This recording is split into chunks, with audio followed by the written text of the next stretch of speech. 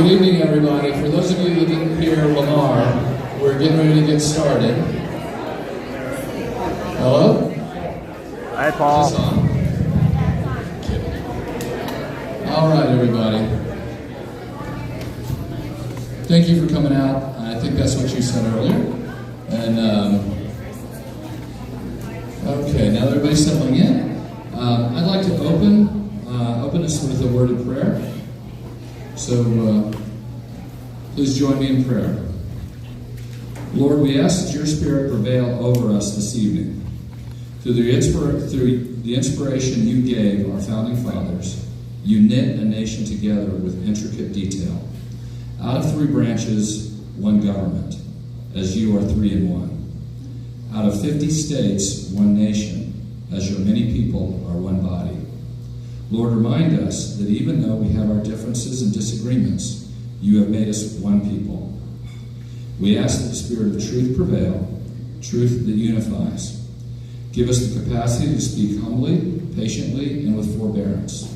Let us not forsake truth for false unity. If there are those who seek to be deceitful and divisive, may they have no place among us.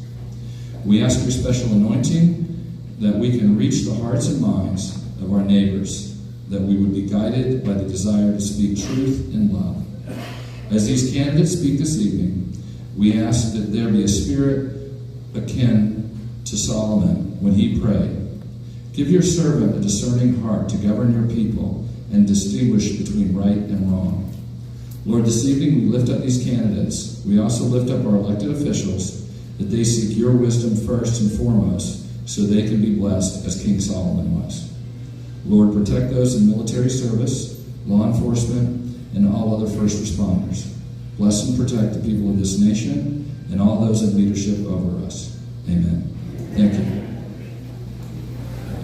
I'm going to ask Karen Hiltz to please come and lead us in the pledge.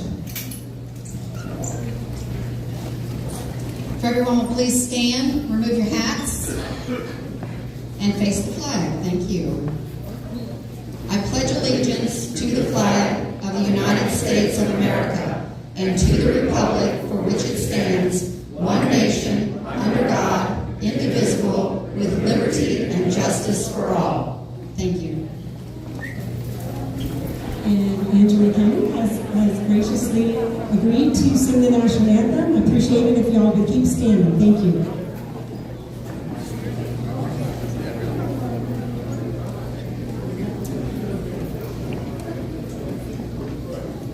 Please sing. Oh, sing and you see by the dawn's early light what so proudly we hailed at the twilight's last gleaming, whose broad stripes and bright stars through the perilous fight o'er the ramparts we watched were so gallantly streaming, and the rockets' red glare, the bombs bursting air, gave proof through the night that our flag was still there. Oh, saved us that star-spangled banner did wave o'er the land of the free and the home of the brave.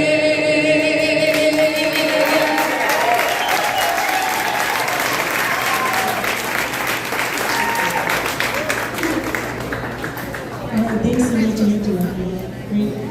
Great song. Good job. Next, I would like to introduce our keynote speaker.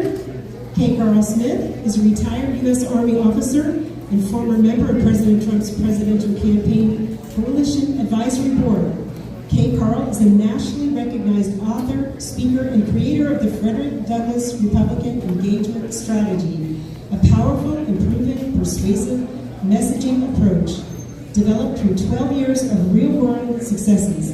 Mr. Smith is the foremost expert on diversity engagement and has empowered thousands of grassroots conservatives, candidates, Republican Party precinct leaders, and county and state leaders with his proprietary, game-changing diversity outreach approach. During his nationwide travels, K. Carl has addressed over 600 conservative, Tea Party, faith-based, and Republican groups. His common ground message is changing the hearts and minds, lives, and votes of Americans of all political persuasions. And we are finding that the liberty message of Frederick Douglass is the most effective way to dismantle the left's anti-God and anti-liberty agenda, critical race theory. In 2011, an upper-level executive of the NAACP who wishes to remain anonymous read K. Carl's best-selling Frederick Douglass Republicans, The Movement to Reignite America's Passion for Liberty, and commented, if the Frederick Douglass Republican message gets on a national level, the Democratic Party would be toast, and President Obama would be history. Without a doubt, leveraging the life and writings of Frederick Douglass is the left's worst nightmare. They have no answer for it, and they never will. K. Carl will deliver an innovative, powerful, and proven strategy to enhance your diversity engagement initiatives. So, without further ado, K. Carl.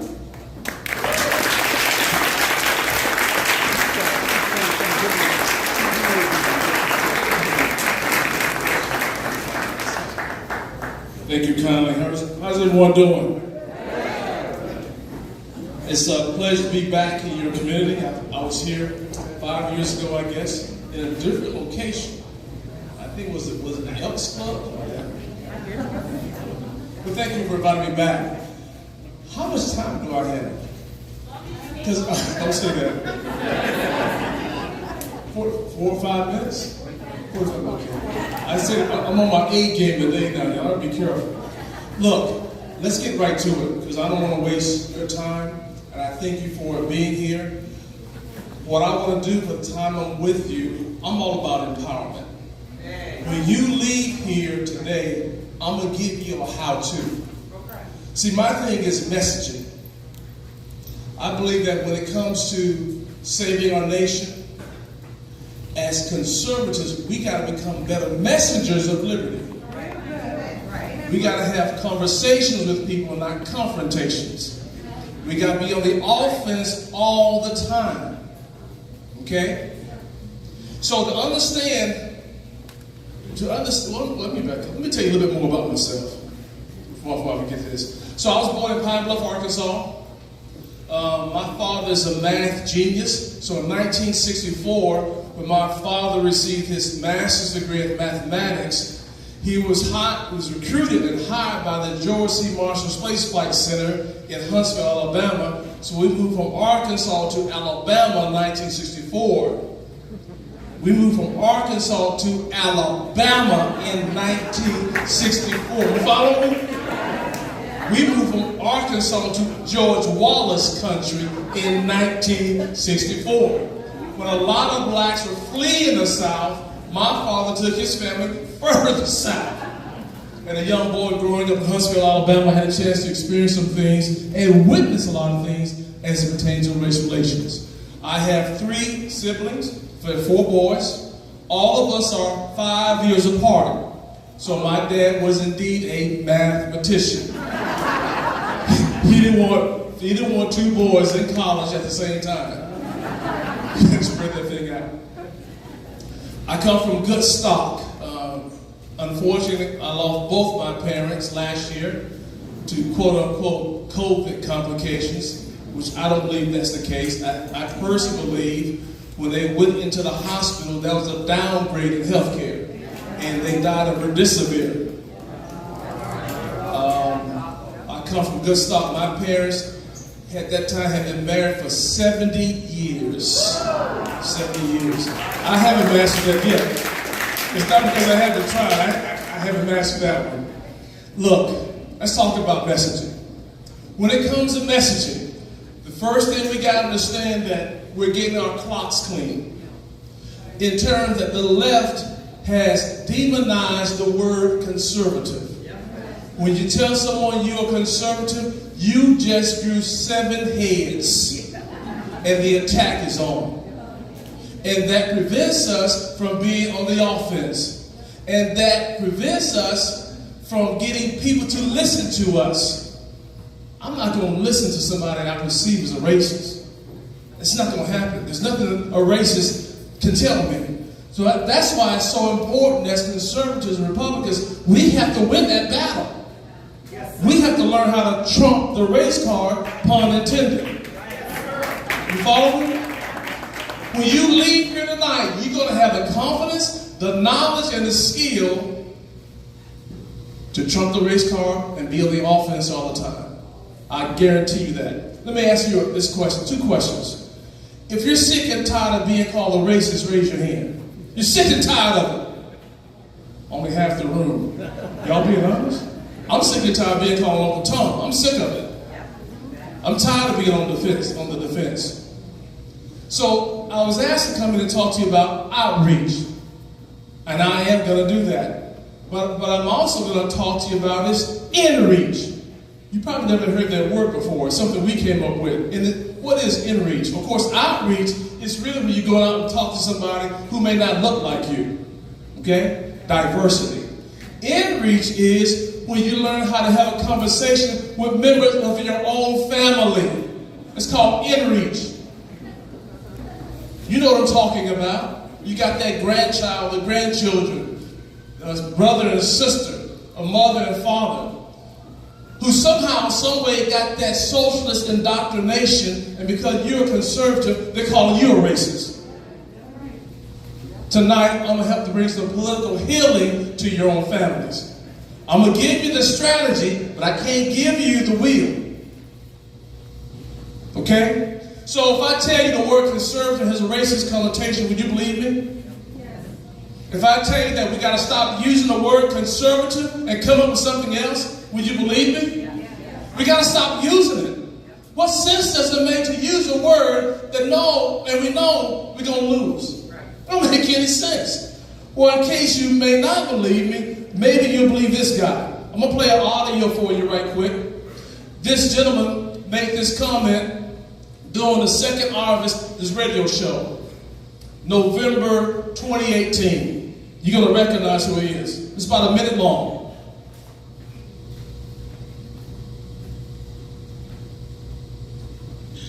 I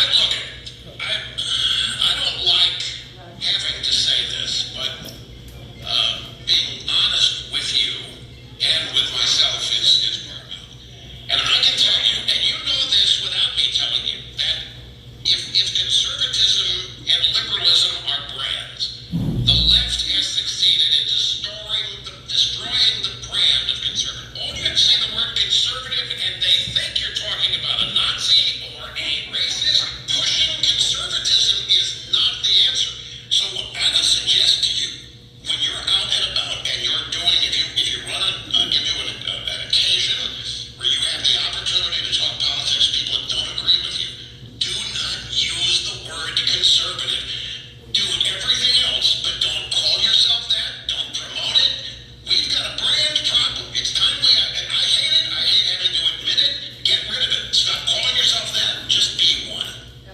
Just talk to people as one. Now, you know what I think? I think you're going to find if you do this, that you're going to have far more people agree with your solutions than will disagree if you don't identify yourself first. As a conservative, you're talking. Nobody needs to abandon conservatism. It's just stop labeling everything we think or do as conservative and just do it. So now you see that Rush Limbaugh agrees with me. Look, I've been carrying this message of stop using the word conservative since 2008. Rush Limbaugh said this in 2018. Now, where do you think he got that from? I got a call from the executive producer several years ago from the Rush Limbaugh show, and it said, "K. Carl, we like what you're doing, keep it up." So here's the question. K. Carl, if you're saying, and Rush is agreeing with you, that we should stop using the word conservative to to identify ourselves, then how should we identify ourselves? I'm glad you asked the question. Let me answer that question by telling you this story. Several years ago, I was invited to a friend's home to watch our favorite football team play on television. There were 18 to 20 blacks who were there. All of them were Democrats. During the course of conversation that night, the subject of politics came up. When I shared with my friends that I was a conservative Republican, the attacks began. You know what I'm talking about. They call me everything but a child of God. Uncle Tom, foot shuffler, house nigger. Your parents must be disappointed in you. How could you do such a thing? You're a sellout to your community. Their insults ran the gamut. I went home that night thinking and mostly praying about how can I best articulate my conservative values? How can I win them and win the narrative and be on the offense all the time? After a period of reading and research, the aha moment came when I created something called the Frederick Douglass Republican Engagement Strategy. About a year later, I invited those same black Democrat friends of mine to my home to watch our favorite football team play on television, and reluctantly they all came.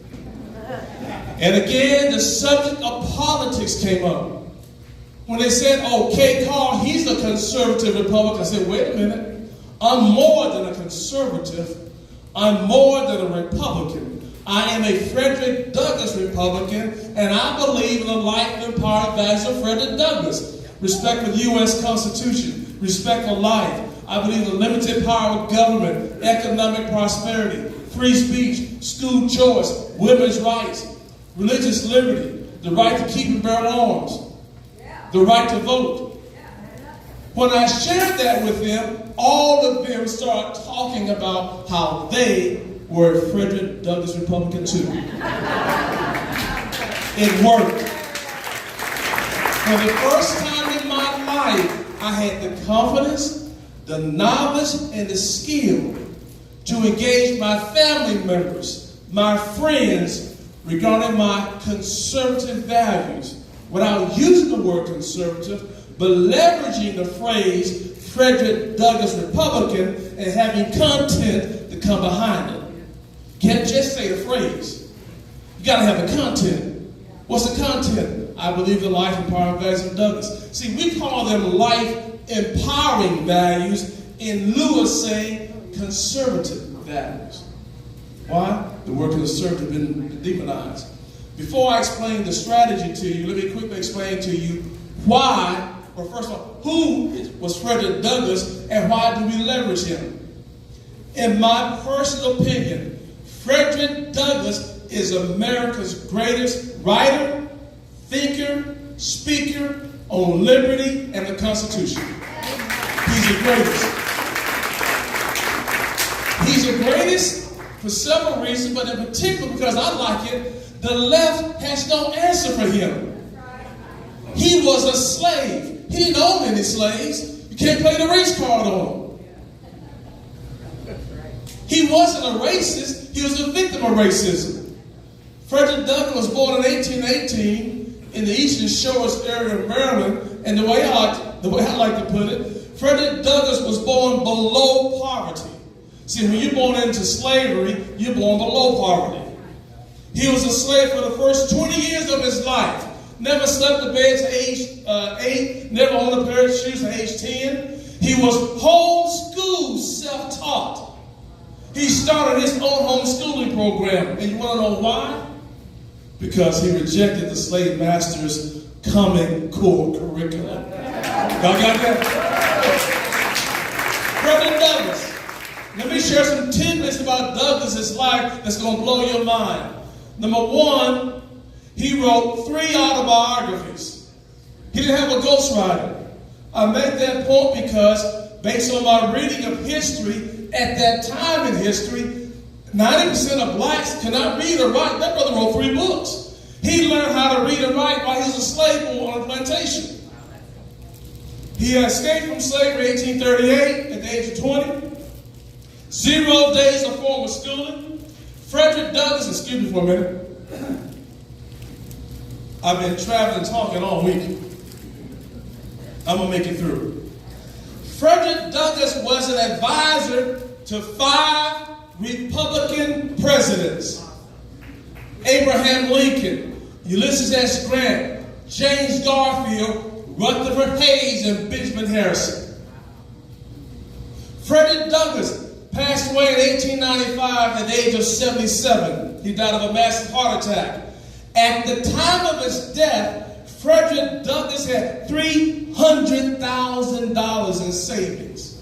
Back then, that's over $30 million today. You know why I like Frederick Douglass? No matter which victim category that the left try to put people in, no American today can out-victimize Frederick Douglass. Follow me?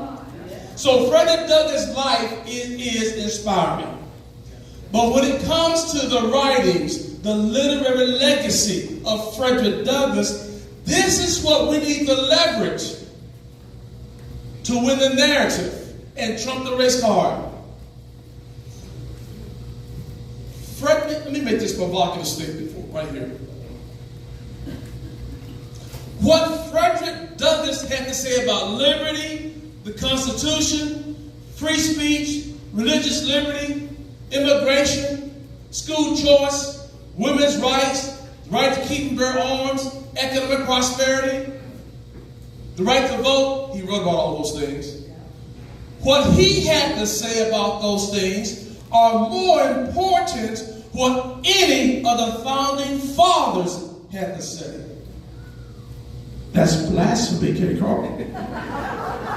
K. Carl, that's heresy. Let me prove my point.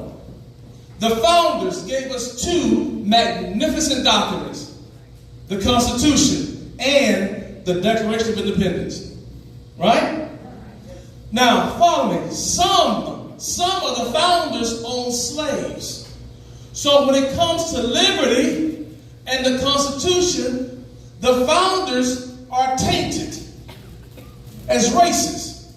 And the left exploits that. These racist men who owned slaves gave us this racist document called the Constitution. Isn't that right? On the other hand, Frederick Douglass did not own any slaves. He was a slave.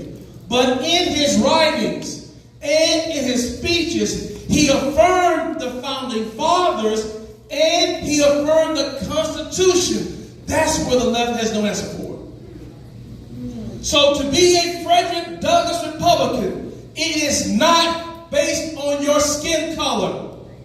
It's based on values. What are those values? Let's see if you agree with some of these values. Now, we don't call them issues. They're values. Why don't we call them issues? Issues divide, values unite. Yes. See, that's what you got to try on your family members too now.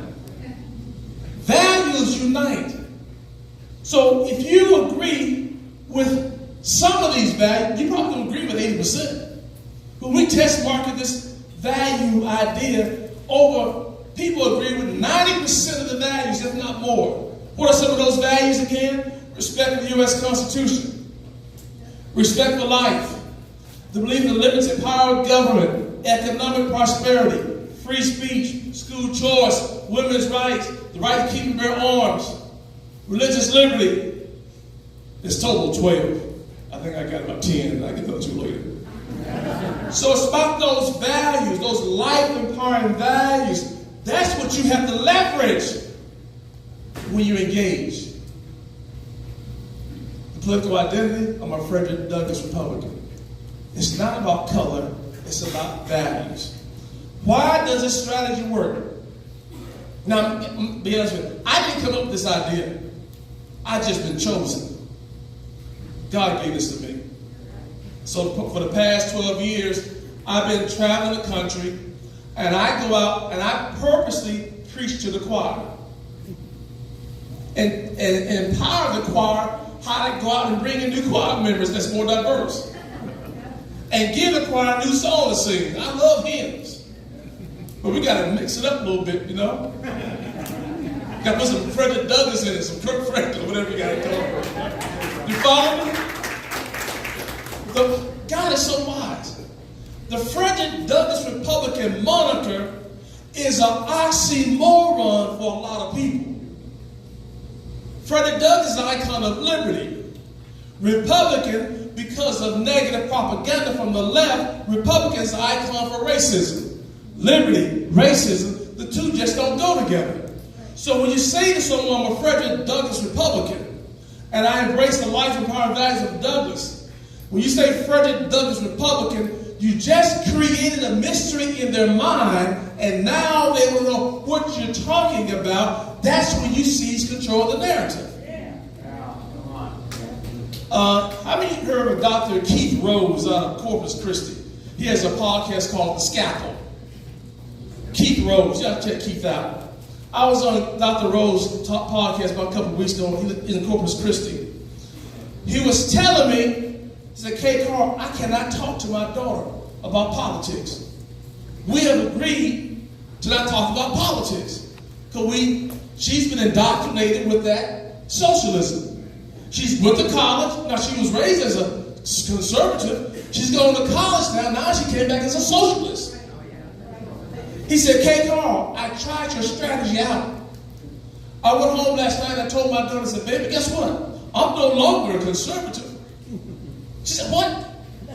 I'm a Frederick Douglass Republican. And I believe in these values. And he gave her the cards with the values on it. She looked at it and said, Daddy, I agree with all these too.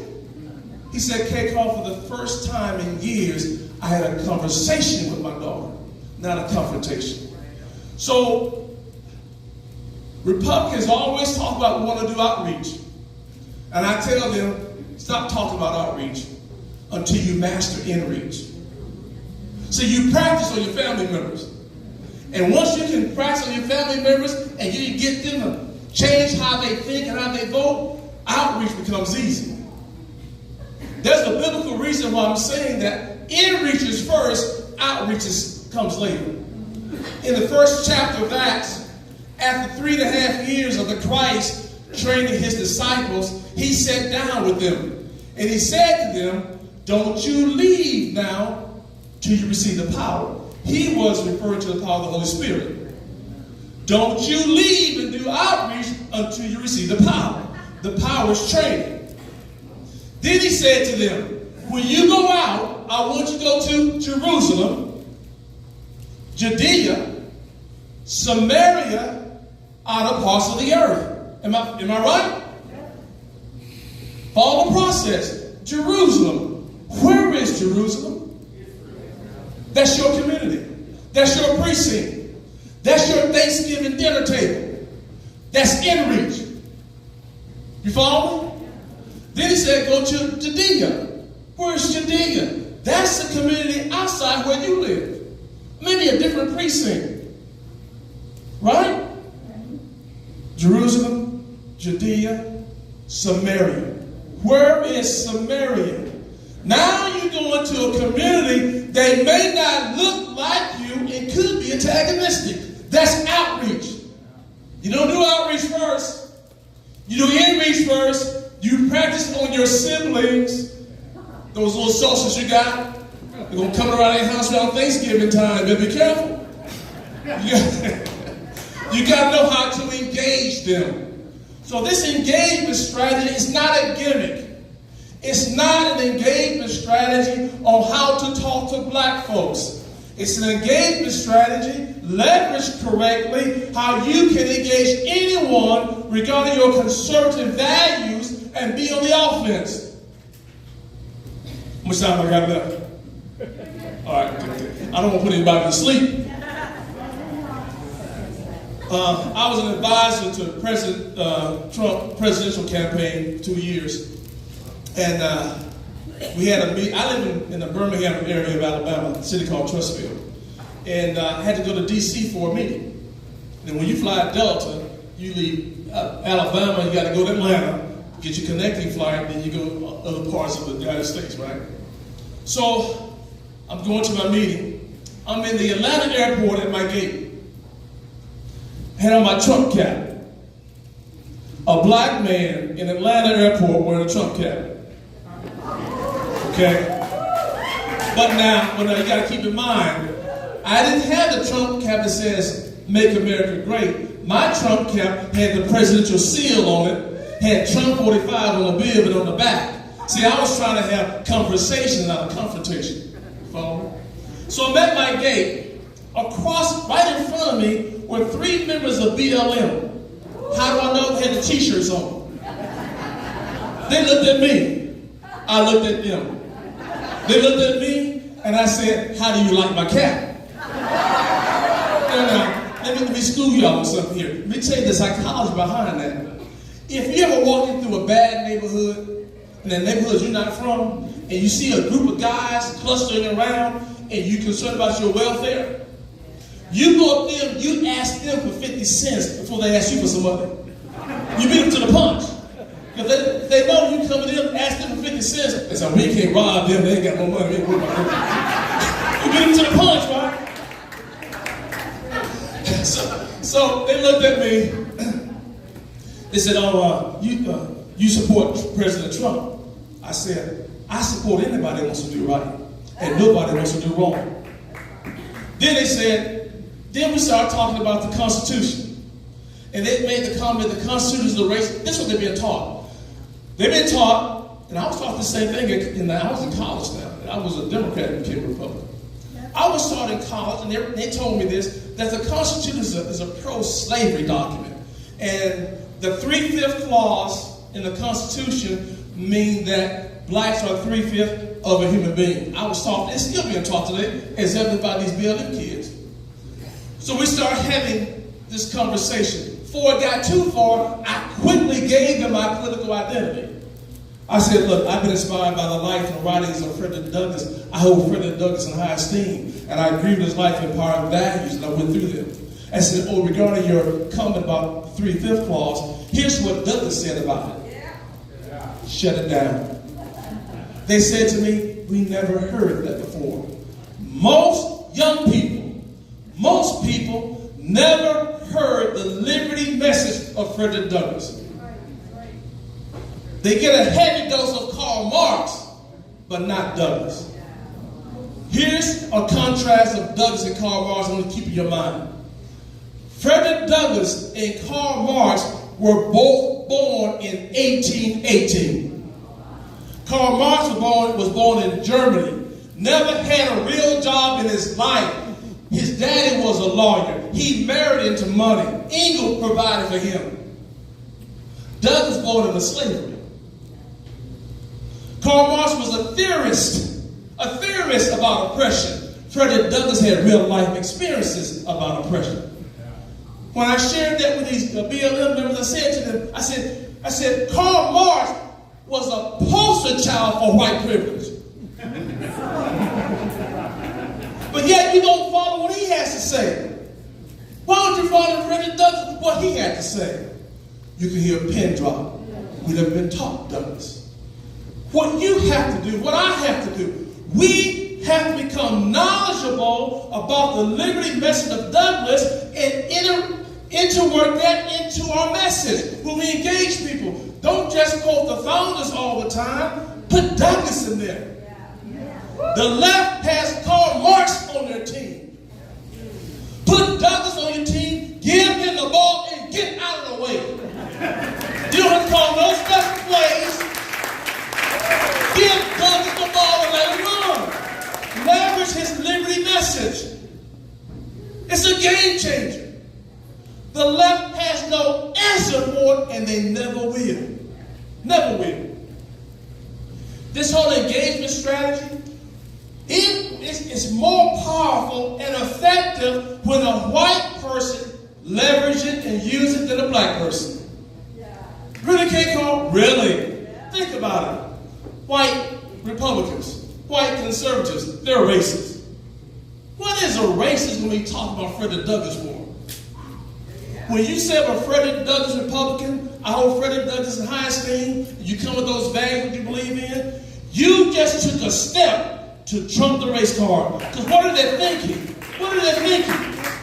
You hold, look, you're conservative. And then you're talking to me. He's talking about Frederick Douglass. Oh, he's a Frederick Douglass Republican? Oh, he must have had his Saul to Paul conversion. You see? I can get into that in a minute later. You see what's happening here? That's why you leverage Douglass. Now, most Americans, they may recognize the name of Douglass, but they don't know the substance of Douglass. Once you carefully study and show yourself approved, English is my second language today. Once you carefully study and show yourself approved, and you get a copy of K. Carl's book and take his online course, my goal is to make myself scalable in you. I got this online course I started. I can't be working on this. And we're running out of time. My goal is to grow a liberty movement that's so massive where people like you can learn how to engage within a center of influence, within our own families. Then you brought down, we can save this nation. It's up to you. I can't give you the strategy. I can't give you the will. So I wrote this book. I got another book coming out, by the way. I wrote this book entitled Frederick Douglass Republican, the movement to reignite America's passion for liberty. The book, it is not a dissertation on the political thoughts of Douglass.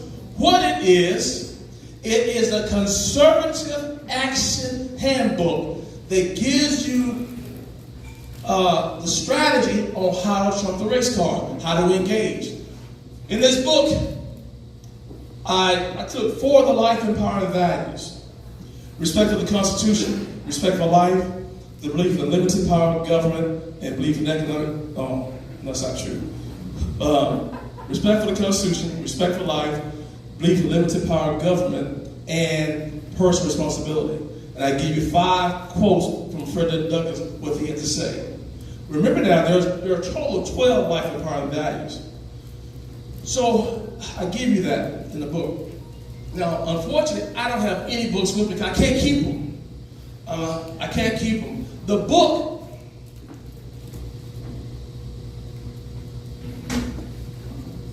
this book is that's your training mechanism. Okay, the book comes with 5 engagement cards.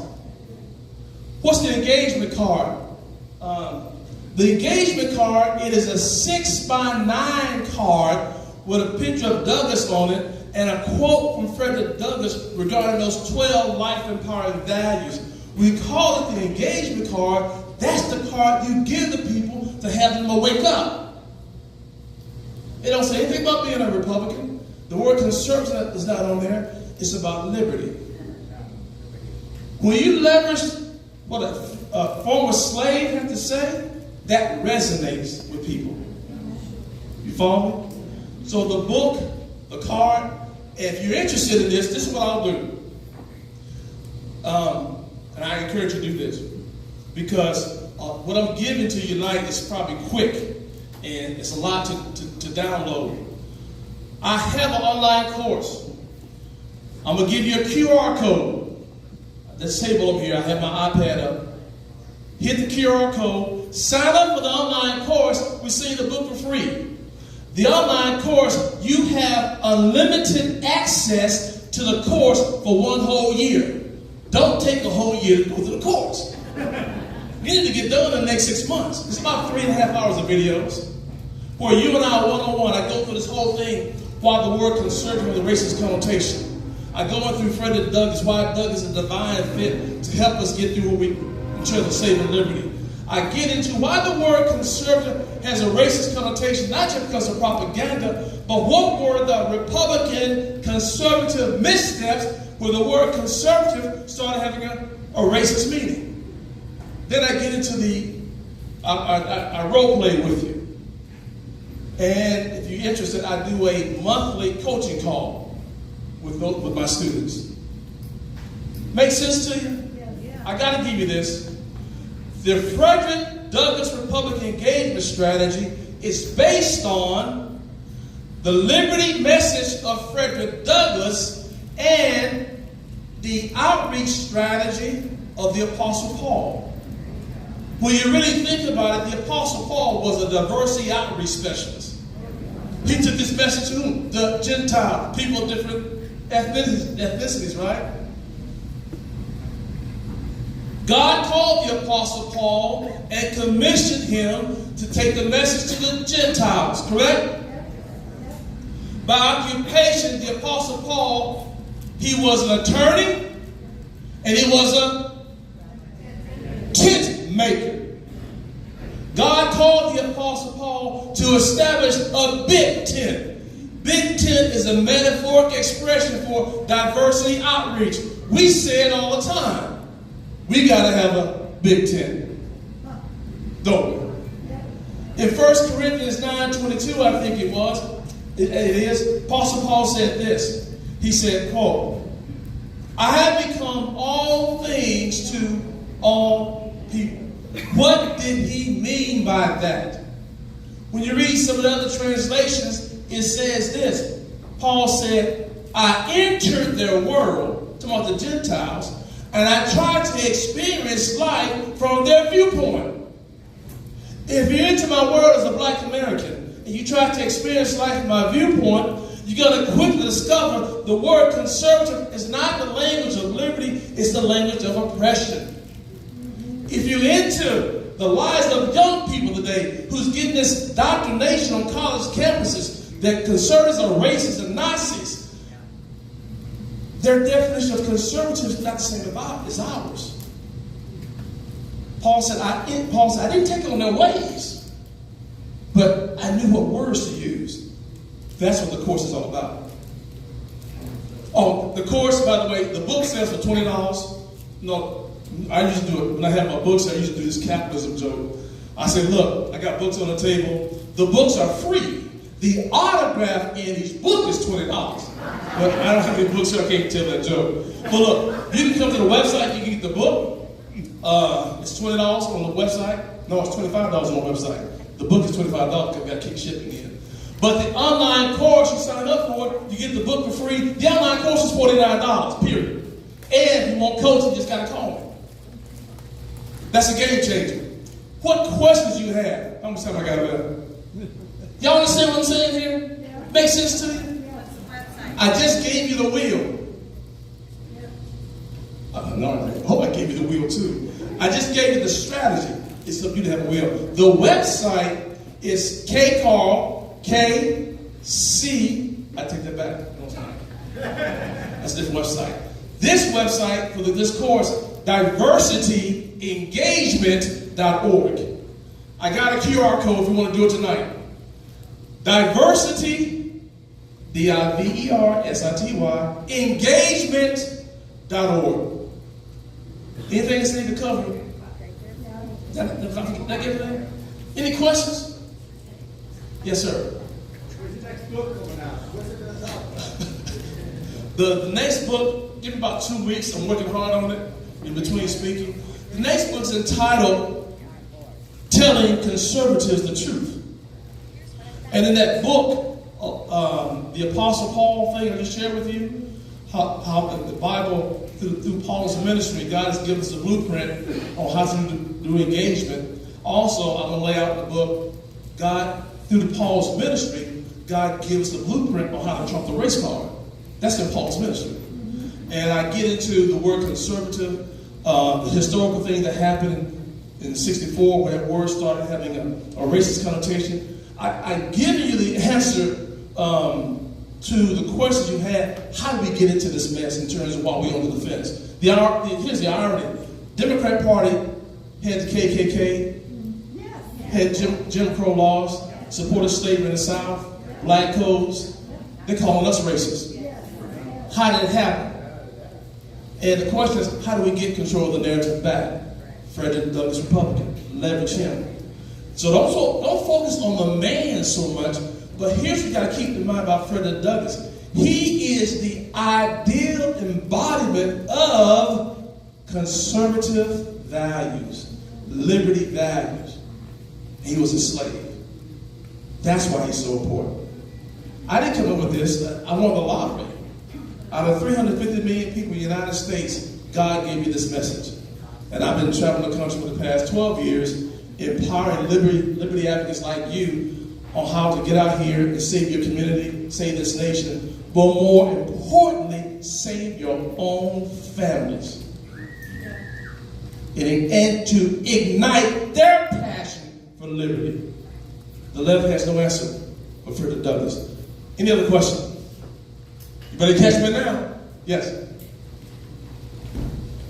I want to say something about, we got a lot of politicians, but I got to give them a heads up on some things. So, what would be the Frederick Douglass approach to empowering the African American community to achieve the level of economic success that you're talking about? Take education seriously. The question is, what would Frederick Douglass say to the African American community to achieve success? Take education seriously. Okay? Take education seriously. Discover your God-given gifts. And this applies to everyone. Discover your God-given gifts, your God-given talents. Take your obsession and make it a profession. Simple. And also, don't forget entrepreneurship. I tell my son, look, when you go to school, don't come out of school looking for a job. Come out of school, create some jobs. Be the person that signed the front of the check, not the back of the check. And get lost in other people's success so they can become wealthy. You follow me? We got a lot of politicians here. I'm kind of late with this. You already had your primary, right? August your primary. I'm going to give this to you for free. It'll be in the online course too. The phrase is majority, I would say 99.9% of Republican candidates, when they run for office, do not go to the black and brown communities. 99.9%. Because the operatives tell them, let's just focus on the base.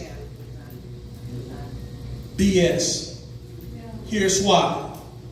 The phrase is turkey Republicans. What's a turkey Republican? A turkey Republican is a Republican candidate that will not go to the black community or the Hispanic community during the primary. They want to try to get through the primary, and then when they get to the general election, when it's close to Thanksgiving time, they want to go to those communities. We call them turkey Republicans. A turkey Republican will never get the black and brown vote with that strategy.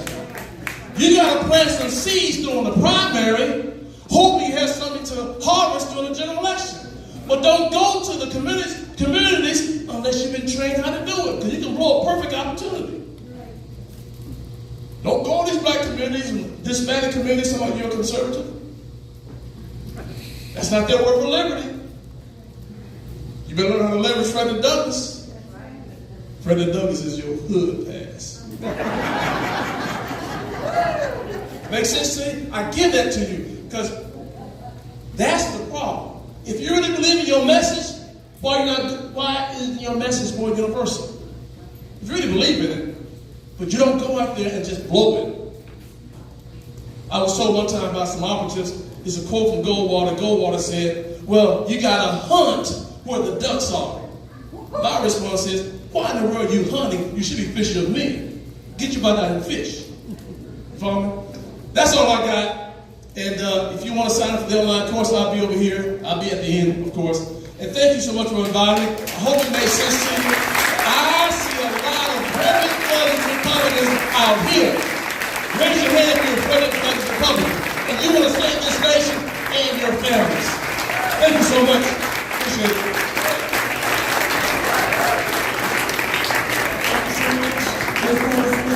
It's wonderful to have you. Thank you so much for being here with us. Came all the way from Alabama just to be with us for one night.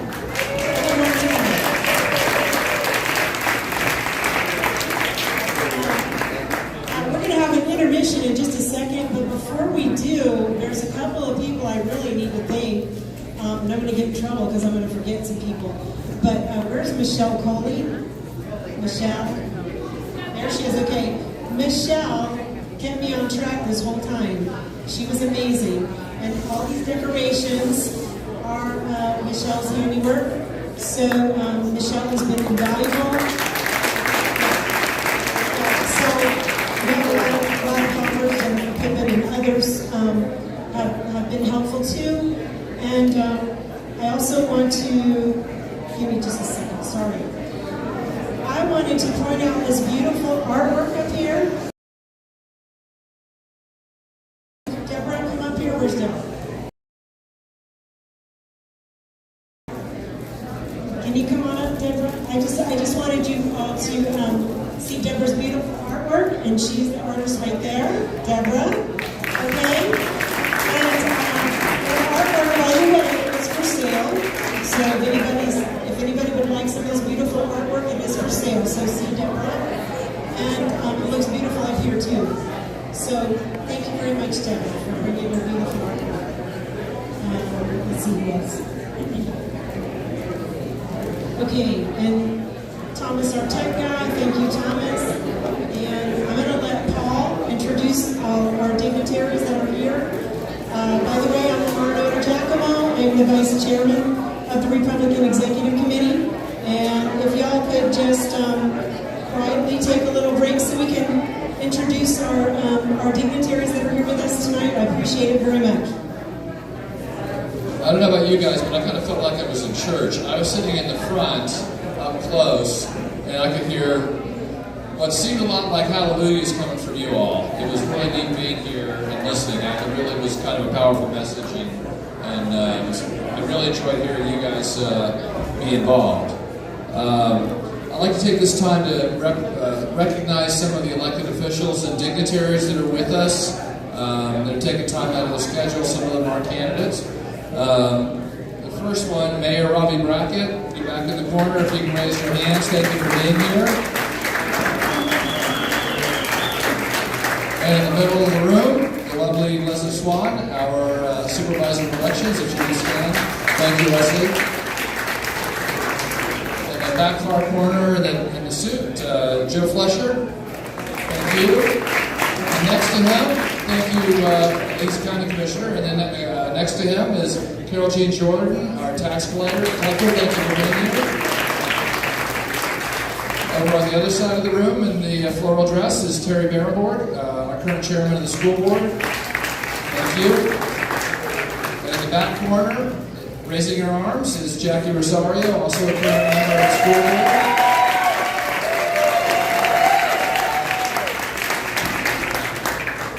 Far corner, also on the south side, is Tommy Lowther, who is currently serving on the mosquito control board. Thank you for being here.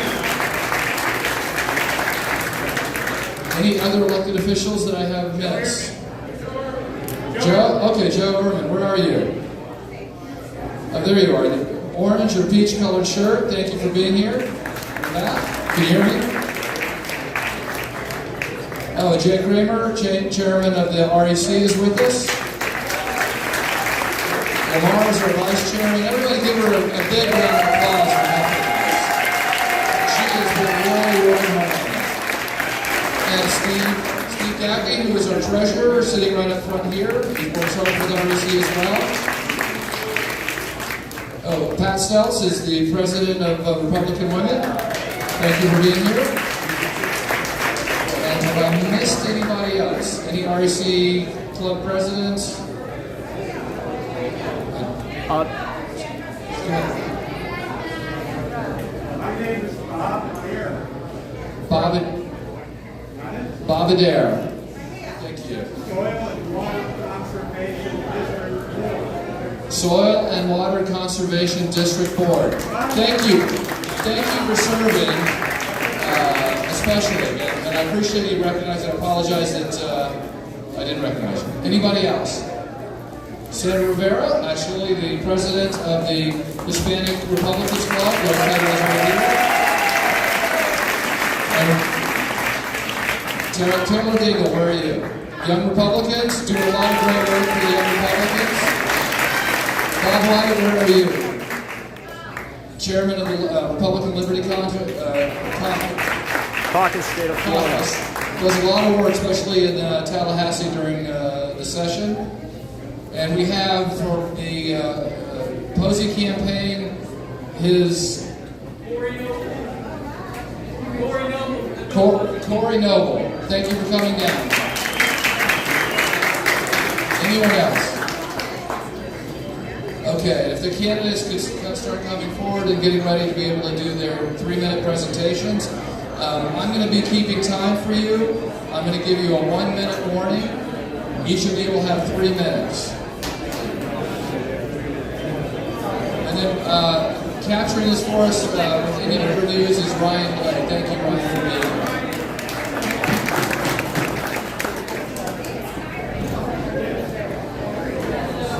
What did he say? What was he thanking you?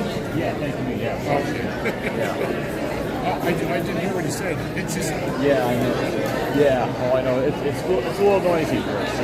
Yeah, lots of people talking. Hopefully it'll settle down when they start talking. Yeah, I hope so.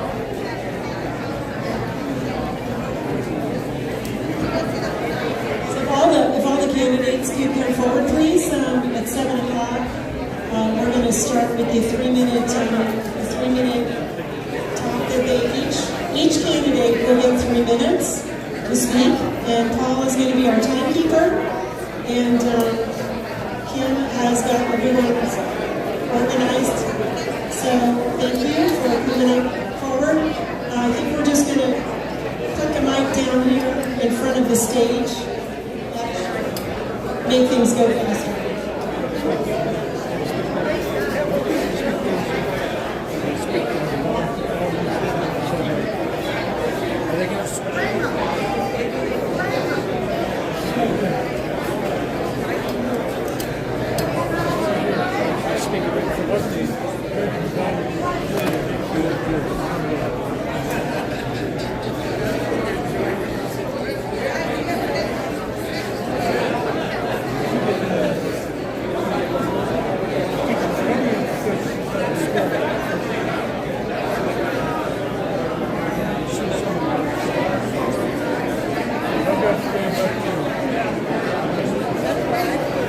Could I have everyone's attention for just a minute, please? I'm told that there's so much noise in the room that the people in the back cannot hear anything. And we do want to hear what our candidates have to say. Thomas, I don't know if you could give us some more volume, or Phil, somebody give us more volume, that would be helpful. Appreciate that.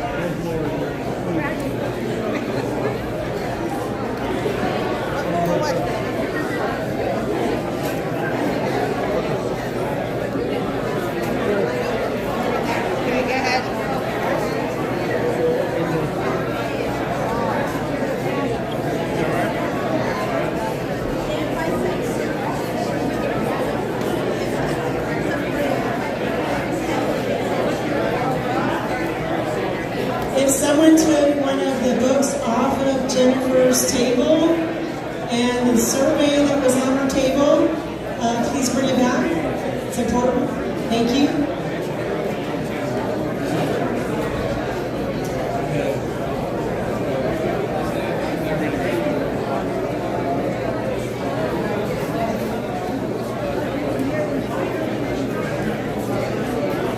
All right, Angie's going to do one more song. Please stand. And Angie's going to do one more song for us before we have the candidates speak. Thank you. Please stand.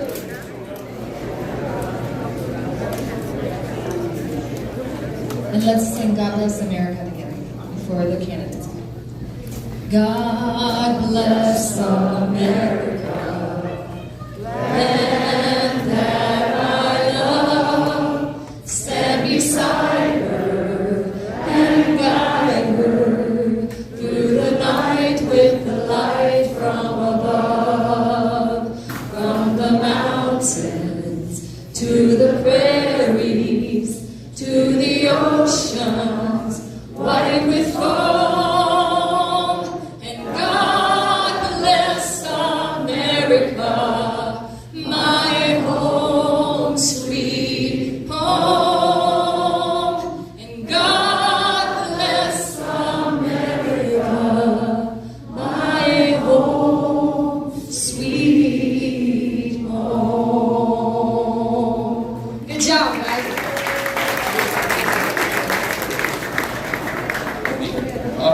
This may seem completely self-serving, but Lamar had asked me to introduce a few other people. Bob Adair is running for re-election. So as candidates, he's not going to be speaking. That's the November election cycle. We also have Chad Shalhoub, who is running for hospital districts, and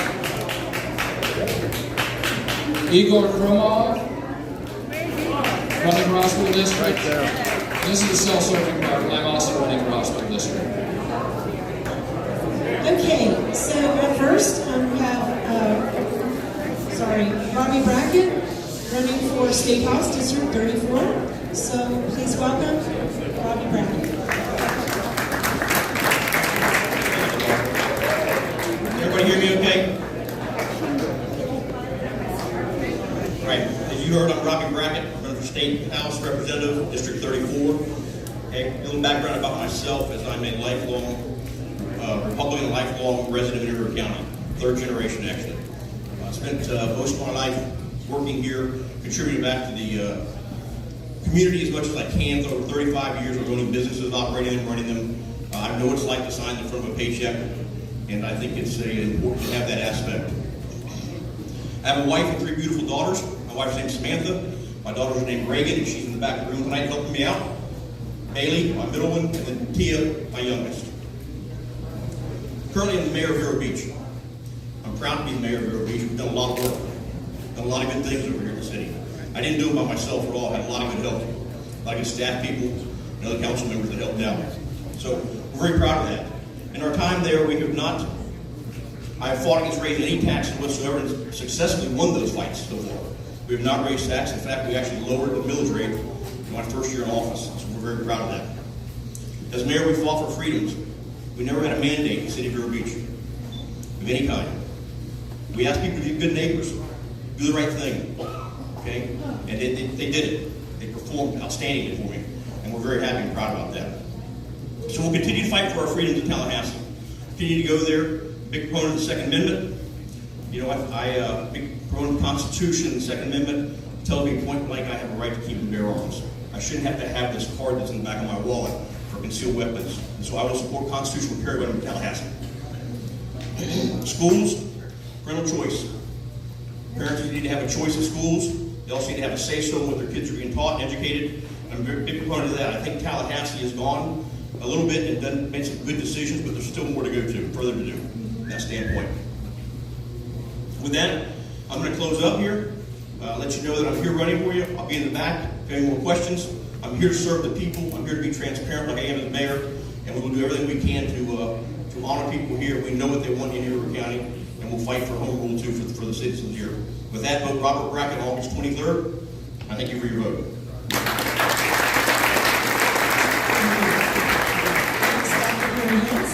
Also running for House District 34.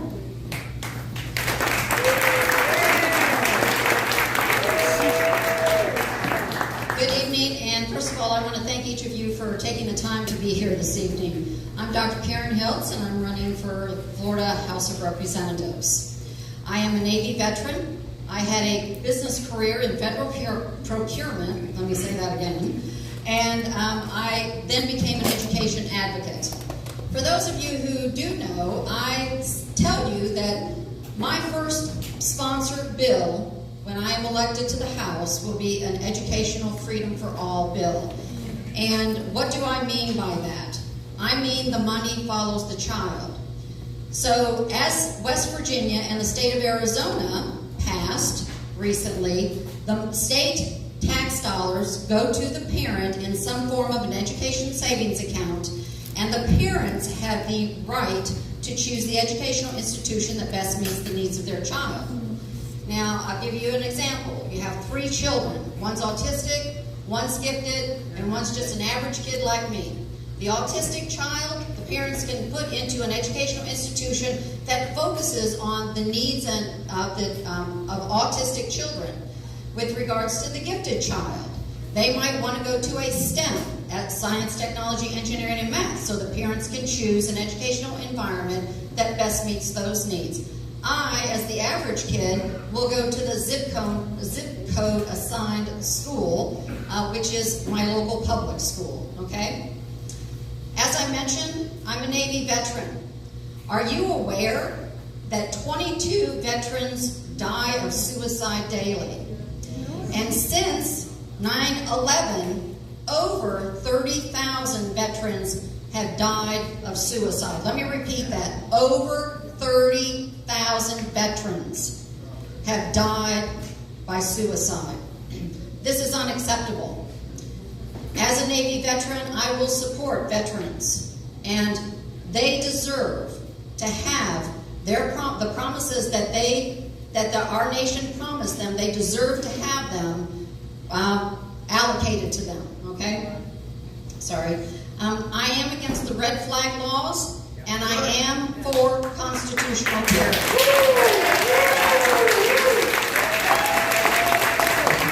I believe life begins at conception. Okay? In addition, we all want clean water, okay? But we do not want taxpayer money to continue being funneled into research and studies. I think we've got enough information that we know what some of the causes are, and we need to take care of them and have those solutions met. As a conservative, as a conservative Republican, I believe in transparency and fiscal responsibility. This means we don't spend taxpayer dollars without informing the public and having a plan that focuses on meeting those goals. I will not make promises I cannot keep. But one promise I will make is that I will have an open door and have a conversation with any constituent that chooses to walk through that door. So, we need to be partners. And my time is up to realize accomplishments. Please vote for Dr. Karen Hills on August 23rd. Thank you. Okay, next we have for County Commission, District 2, Elizabeth Siebert.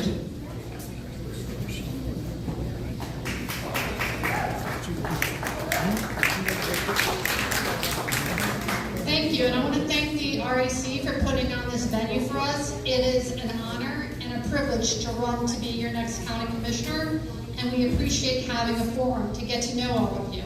My name is Elizabeth Siebert, and I'm running for District 2. I'm running because I feel like you do not have representation. I also feel like your neighbors' needs are not being met. I have a lot of ideas and plans for the future, one of which is to decrease your millage rate to offset the hyperinflated values of your home. This is important so that you keep your money and you can spend money in the community and refurbish that and help support local businesses. I also am a against red flag laws, too. I am pro-life at conception as well. So I'm a constitutional conservative. You will never be shut out of the Indian River County Commission chamber when you come to speak on an important subject that is on the agenda. So I just want you to know I'm here for you. This election is not about me, and it's not about my opponent. This election is about you and what is best for your family. And I want you to flourish and prosper in Indian River County. Thank you.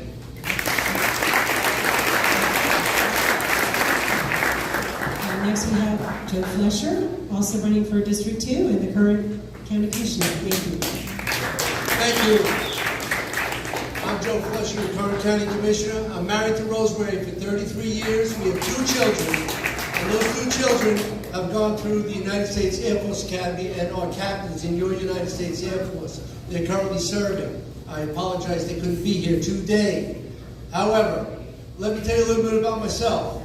I was born and raised in Brooklyn. I was a New York City police officer.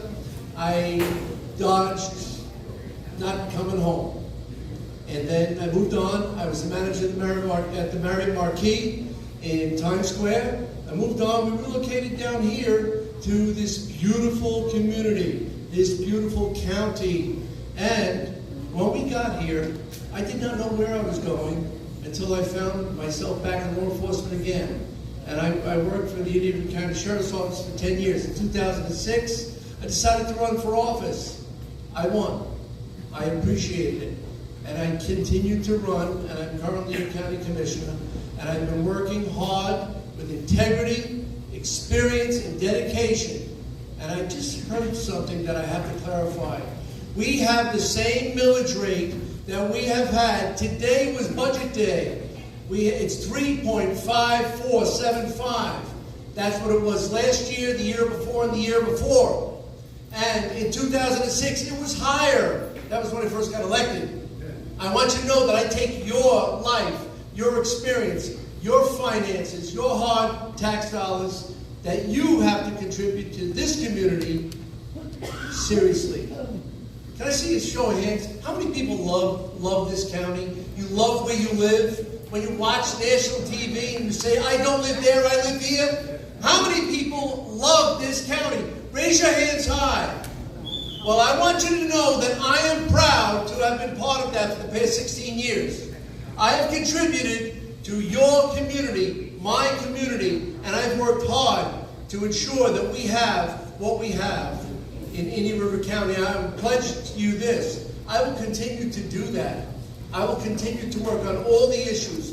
The ones that are real, I won't work on the ones that are perceived or the ones that come up during campaign time.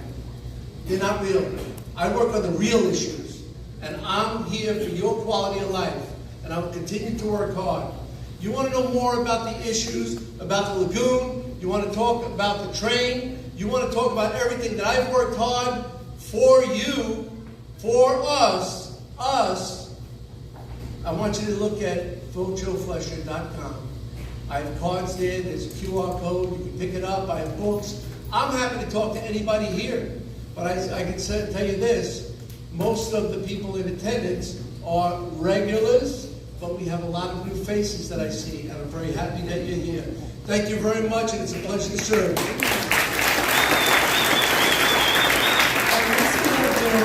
County Commission District 4. Thank you. Good evening, ladies and gentlemen. My name is Darrell Lord. I'm running for the District 4 County Commission seat. I want first off by thanking the REC for putting on a wonderful event. And as important, friends, I want to thank all of the candidates and their supporters that are here that can be doing 100 things differently. It's not easy being a candidate. I've been a candidate before, and I'll tell you about that in a few moments. And I thank you for the candidates that are here. Many of you may know that I was the Indian River County Sheriff from 2009 to 2021. 2009 to 2021. So if you recall, coming to all of these REC meetings for over 13 and a half years in a row, yes, I drifted off after I was out of office, but I still applaud some of the familiar faces that I see here. So in 2008, I launched a campaign, and I won in 2008, actually, by the support of the REC and all of the other Republicans here. As your sheriff in 2009, I led the agency through a horrific recession that we all are familiar with. I got in office in January of 09, March of 09, the stock market crashed. So imagine running a $58 million budget with 544 employees and not laying them off, not putting them on furloughs, and maintaining the ship through those turmoil of 4 years. Running the sheriff's office is like running a business. When you have a $58 million budget, you have a lot of things going on. I never once asked for an amendment to my budget and said, oh, we can't make ends meet, we've got to do this and we've got to do that. No. 2012, I was successful again by the help of many friends in this room. 2016, I was blessed and won again in 2016. In 2021, I retired at the end of my term, and the landscape began to change in law enforcement. Remember, I got elected in 08 when Obama got elected in 08. Now imagine being a sheriff when Obama is our president. For that many years. For 8 years I was under him. Guidelines were coming down from DC about what we should do and what we should not do as law enforcement. Then of course in 2016 when President Trump won, things began to change, if you know what I mean. So we were very successful then. I stand on public safety. I stand on a balanced budget. I fear the inflation rates that we're going in right now, and I anticipate a recession. You've got to have a leader on the county commission that has weathered the storm with a very large sheriff's office, and we're able to do the things that I was able to do in 9, 10, 11, and 12. And finally, we've got to focus on the lagoon. I know I've heard different things about how to focus on the lagoon. The county is doing a wonderful job with focusing on the lagoon. If you research it and see all of the things that they have in place, I know as the next county commissioner of District 4, which I will be elected in 41 days, Absentee ballots go out tomorrow, so remember, Darrell Lord, District 4. Thank you. Next we have Joanne Binford, also District 4.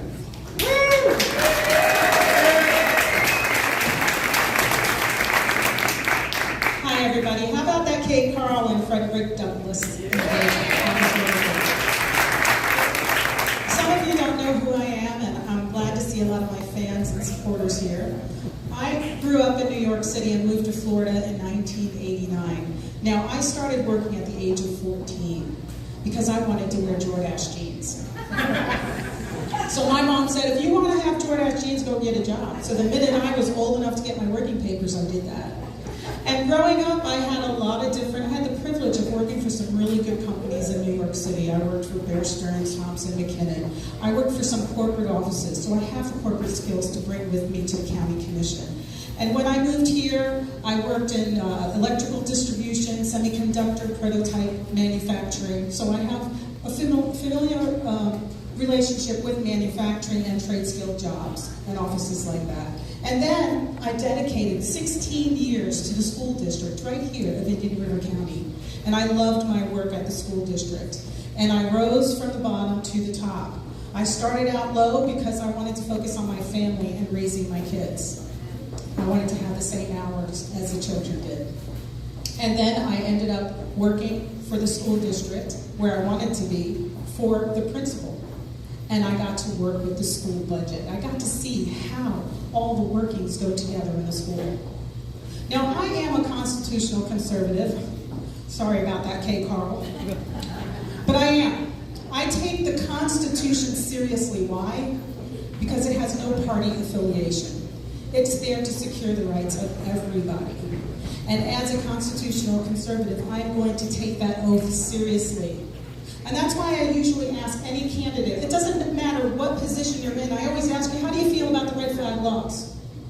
And the reason I ask that question is because it infringes on 7 of your constitutional rights, inalienable rights. And that can tell you where your constitutional conservatism stands, because we're going to have to be under a lot of pressure in our positions. And we have to stand strong on the Constitution. The other thing that I'm very passionate about is our quality of life here in Indian River County. Our quality of life has a lot to do with our living wage, working, jobs coming here. We've had great companies leave because they had obstacles in the way of getting started here. We've had our shop classes removed from our schools. Yeah, that's a school issue, but guess what? You guys pay a school millage. So this is a conversation we should be having at the County Commission. We should be looking for the future. How many of you guys in here are between the age of 20 and 45? Raise your hand. They're all going to have a hard time finding a place to live. Well, okay, public safety, economic development, and I'm a defender of your taxes. Sorry I ran out of time. See me at my table. Thank you. JoanneMitford.com.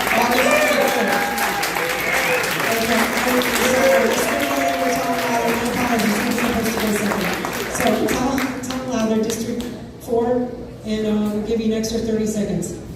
Excellent. I'll take that also. Thank you. I appreciate you all having us here this evening. It is a lot of fun. We are on the 4th term, and we're heading home. But this is going to be a good time. A little bit of history myself. I'm a 4th generation Indian River County resident. I wish my wife of 41 years would have been here tonight, but she couldn't make it. I do have 2 kids. I have a daughter and a son. And if I knew the candidates here tonight were going to be dressed up, ladies and gentlemen, I wear a suit every day. I don't want to wear a suit tonight. A little bit of history of me. I've been in the same profession for 44 years. That's a funeral director. My father was a funeral director. At the age of 40, he passed away. He owned his own funeral home in Daytona. He died. We moved here to Vero Beach, lived here the rest of my life. I decided I wanted to be a funeral director. At the age of 18, started the funeral business. In 1997, built the first crematory here in Indian River County. My wife and I did. 2002, built a funeral home here. I have owned for 25 years. So I do know how to sign the front of a check, like Robbie said. I do know how to deal with employees. I got the inkling to run for politics. And ladies and gentlemen, the biggest difference between myself and the other two candidates in this race, I was elected in 2002 as a county commissioner. That means I can hit the ground running on day one. I don't have to learn this position. I am a certified county commissioner. And I think more importantly, this job to me is a passion. This job to me means that it's not about me, it's about you. It's what we can do to help you in this room, as I had done when I was on the commission before. I'm tickled that Commissioner O'Brien, who replaced me, defeated me in 2006. I had started in 2002 to meet with a monthly group every month down in Bureau Highlands. Peter has continued to do that. And I love to see that because that's something I started. I was glad to see he did that. But more importantly also, is Indian River County is about my kids. Indian River County is about my grandkids. Indian River County is about the way your life should be. And I think more importantly, you should vote for someone that has the experience. I have handled the sheriff's budget. I have handled the tax collector's budget. I have handled the property appraiser's budget. I have handled the clerk of court's budget. I can handle your budget, and I can take care of it for you. Vote Lowther, August 23rd. Thank you. Okay, next we have School Board District 2. Is LaDonna Corbin in the house? Okay. Josh Post. Thank you. Good evening. I'm Josh Post. I'm running for School Board District 2. Thank you for being here tonight. Tell you a little bit about myself. I am a husband, a Christian husband, father and grandfather, father of 4 children, all Indian River County graduates. One is in PA school right now at Florida State. I have a daughter who's an RN, a son who's a teacher in the district, and a son with autism. I am for students. I am for teachers. And if you knew what was happening in the public school system, you would be amazed. I was a school teacher in Indian River County for 6.5 years. I taught at Storm Grove Middle School. I taught math, algebra honors, geometry honors, pre-algebra, and algebra. And I left in 2019 because my daughter had our first grandchild. And my wife and I prayerfully considered for her to stay at home, quit her job and stay at home so that she could watch our grandson. And in order to do that, I could not do that on a teacher's salary. For an example, my son, who just graduated, he's now 25 going into his 3rd year of teaching, he makes more as a teacher now than I did after having 8.5 years of total experience, 6.5 years in this district. I even had the best and brightest scholarship, which there was only two teachers at school that actually got that scholarship. So I have a lot of experience, and I see what is happening in the schools, things that people don't know about. There is a tremendous discipline problem in the schools. Tremendous. And it gets covered up. And how it gets covered up is very simple. I broke up a fight one day. I was on my lunch. I break up a fight, and I take the kids to the office, and I get a call from an administrator that says, hey, I took care of it, don't write him up. Ooh, that means it's not on record. Very concerning. So discipline is one of the things that we have to get control of. I'm for no social agendas in the school system. Period. None. I'm for the improvement of the classroom experience for the teachers. If we don't improve it, they're out of here. I'm for parental rights. It's very important that parents have the right to participate, and I implore you, parents and grandparents, get involved. I'm for the change of the progress monitoring that Governor DeSantis came about. Because all these tests are at the end of the year, we can't help those students. If we test them at the end of the year, they don't even get the results till the middle of summer. So I asked for your vote on August 23rd, and I am for students. And if you want the most for students, vote Post. Thank you.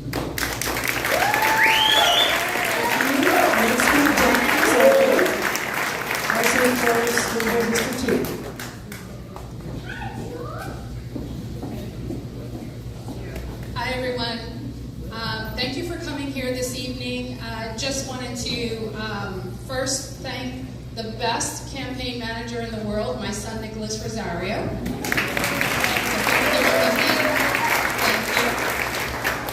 So my name is Jacqueline Rosario, Jackie. Many of you know me by Jackie. I am a woman of faith. I am a mom. I am a teacher, a school administrator, and your current school board member for District 2.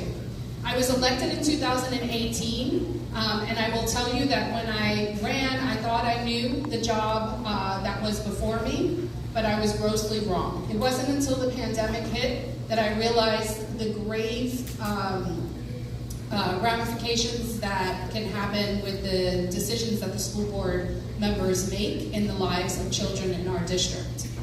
With that being said, within the last year, we have faced, and I have seen firsthand, how critical race theory shows up in our school district. It showed up, I would say, about February or March of last year with a professional development that was unveiled in the district through one module called Courageous Conversations. Halfway through that module, when I requested some information on it, halfway through that module, there was a question in there that was incredibly offensive to me.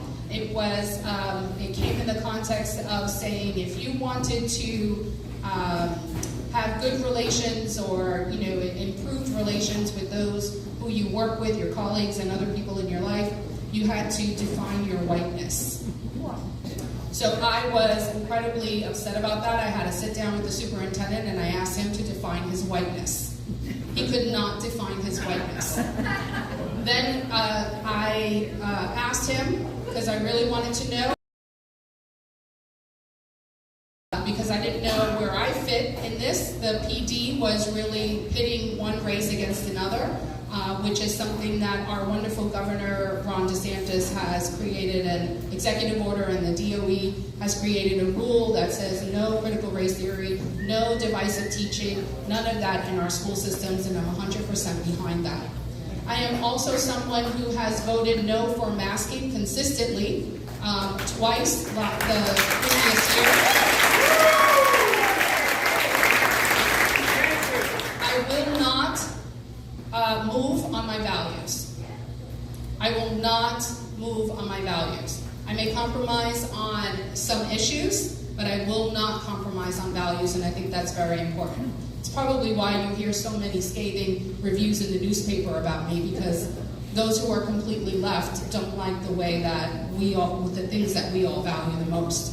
I will also tell you that I am the only school board member who has put up for the school district to vote on for the superintendent the gross library books that are sitting in our libraries today. So with that being said,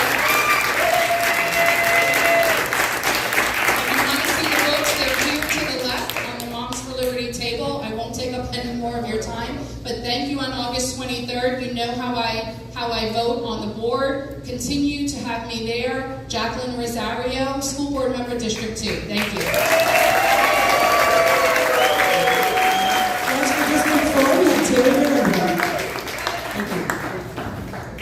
Hi, I'm Terry Vanborg. I've lived here for 3.5 decades. I have 3 children. My husband Ed and I raised 3 children.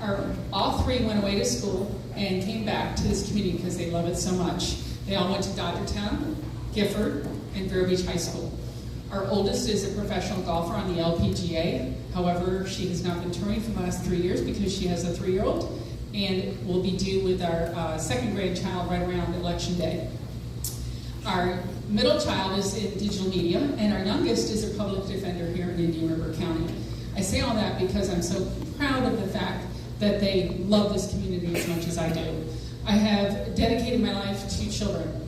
I have been a teacher and administrator, both as an assistant principal and principal, and I have co-authored 8 books in STEM education. I still teach today online because I miss that interaction with kids.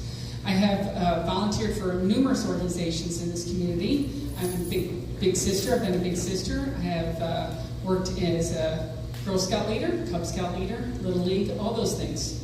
The reason why I did that is because I want to give back to this community, and I continue to try to do that. I have been on the board with Jackie for 3 years, and I am currently the board chair. It has been tough to negotiate school board meetings in the last 2 years. There are polarizing topics that we've been dealing with, absolutely. I did follow Governor DeSantis every time. And no, I did not vote for masks every time, or not to mask every time, because Governor DeSantis had an executive order, and I followed his executive order. It has been really, really tough to deal with all this, but I know in my heart that I listen more than I talk. I listen and I hear. What is your concern? What are the kids' concerns? When people come to me with a concern, I immediately call the superintendent and we deal with it. And there have been some concerns. There have been things that we've had to deal with. And I appreciate the fact that we now have a superintendent that will deal with it. In the past, our superintendent didn't take my calls. And so we have changed our superintendent, we have changed our attorney, and we have changed our CFO. Since I've been on the board, we've gone from an unstable rating financially to a stable rating. We have not increased taxes, and we've taken your taxes very, very wisely and spent them in the best way we can, getting them back to the kids in the classroom. And I think that's the most important thing we can do as a board member, is to listen, look, and spend wisely. Thank you so much. Baron Board, And lastly, Thomas Kenny, the District 4 School Board.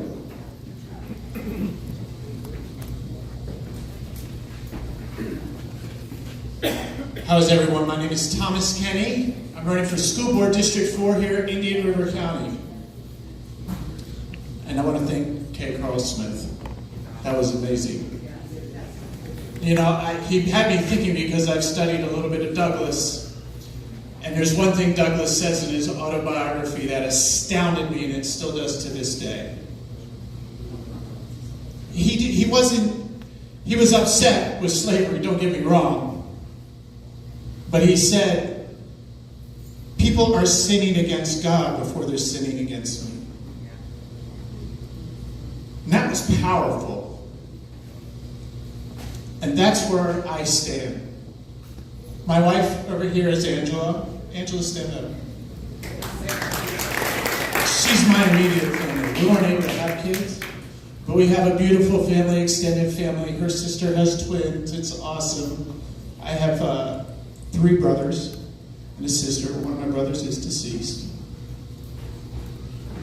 And my whole point in all of this is to bring citizen representation back to the school system. The pandemic has shown parents what's been going on. Groups like Moms for Liberty, who has endorsed me, are really taking charge throughout the country. That started right here in this county. Isn't that amazing?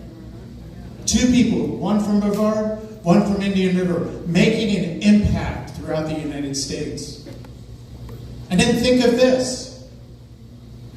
When the Florida Department of Education struck down curriculum that had critical race theory in it, there was one parent in this county, over here at We the People Indian River, Chris Allen, who brought it to their attention. And on her study and her diligence, things changed. I'm here to defend and protect the school system against these things. Parental rights is the most important thing in this election.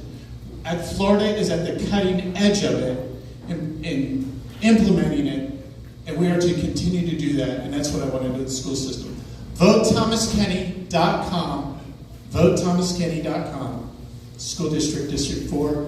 See you August 23rd.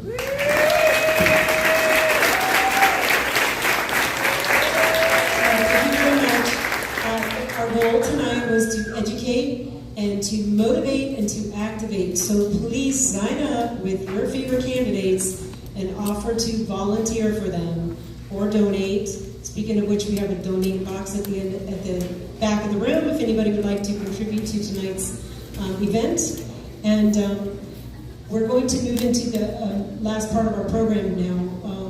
We're going to have Dee come up and talk with us about election integrity, followed by Jennifer Pippin on education, Karen Ashuna on canvassing. So we're going to give you ways, there are multiple ways that you all can get involved and make a difference. Don't forget that during the primaries is very important because we will elect county commissioners and school board candidates on August 23rd.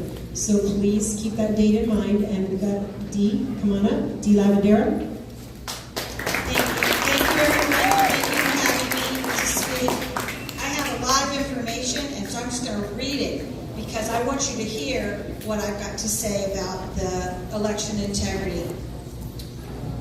Let me begin by saying with emphasis, I believe that Leslie Swan, our supervisor of elections, and her office are professional, and they take their responsibilities to administer our election very seriously. They have shown themselves to be courteous, respectful, and they perform their duties with integrity. Thank you, Leslie. Leslie's here tonight, and Leslie, if there's anything that I say here that needs correction, I hope that you'll get with me and straighten me out, okay? Has anyone here seen the movie Rigged or Deep Rig? Have you seen those movies? Please. How about 2,000 Mules? Raise your hand if you've seen 2,000 Mules. Okay. We know that if you watch 2,000 Mules, it wasn't 2,000 mules, it was 54,000 mules. Some stats from last year. In Florida, a person can drop off a vote-by-mail ballot for themselves, their mom, their dad, their brothers, their sisters, their sons and daughters, their grandparents, grandkids, their spouse's parents, their spouse's siblings, children, grandparents, plus 2 additional unrelated persons. That could easily be over 20 ballots in most families. Last year, Defend Florida identified 1.2 million active Florida voter registrations where the registered voter had not voted in over 8 years. Dirty voter rolls create opportunities for voter registrations to be used in vote-by-mail schemes to vote those inactive registrations. In October 2020, Judicial Watch presented a study that showed Indian River County voter registrations exceeded 100% of the county's population by 1%. How can that happen, you say? Well, you see, the answer is quite simple. When you move away from Indian River County, your voter registration is likely not removed by law. In fact, at my current address, which we moved into our house about 18 months ago, I am registered to vote there along with my husband. The former owner is registered to vote there and her dead husband, and the previous owners from them are registered to vote there. You can pretty much live anywhere in the world and be registered to vote in Indian River County or in any other county in Florida. You can register to vote in Indian River County using the Supervisor of Elections address as your legal residence, or a temporary vote slip, or many other locations where you can't actually reside legally. And you can live outside the country for over 10 years and still be classified as a temporarily living out of the country voter. You can have a house in like San Francisco or California, Napa Valley, like Nancy Pelosi, rent out a condo or a room in Florida and become a Florida registered voter.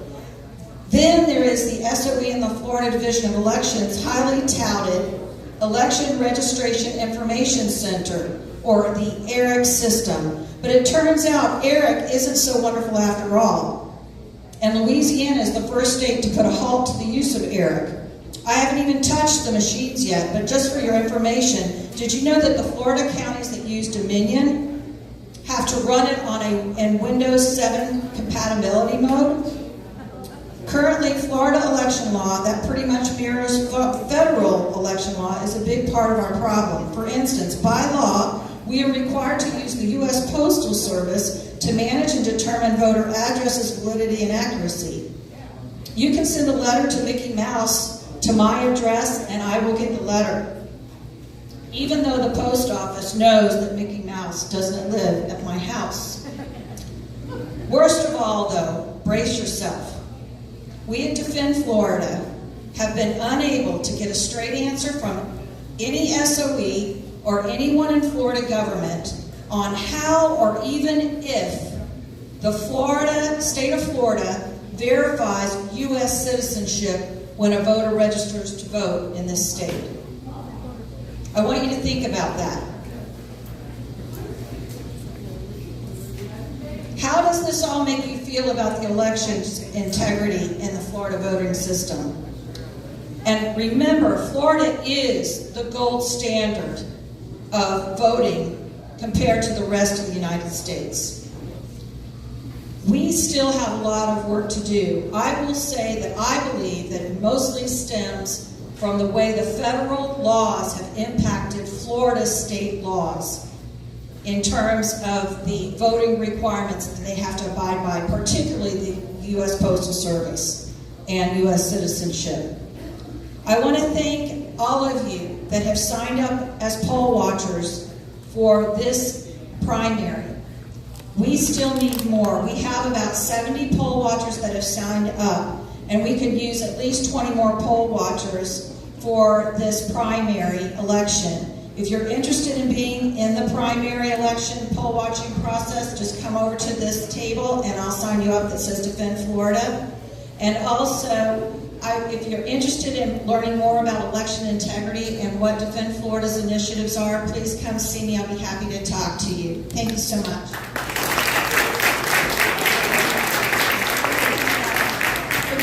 Don't leave yet because we're going to have a drawing. We got a couple of DeSantis hats here and a couple bumper stickers and some good books. So we're going to next have Jennifer Pippin come up and tell us what's going on in education. Thank you, Jennifer.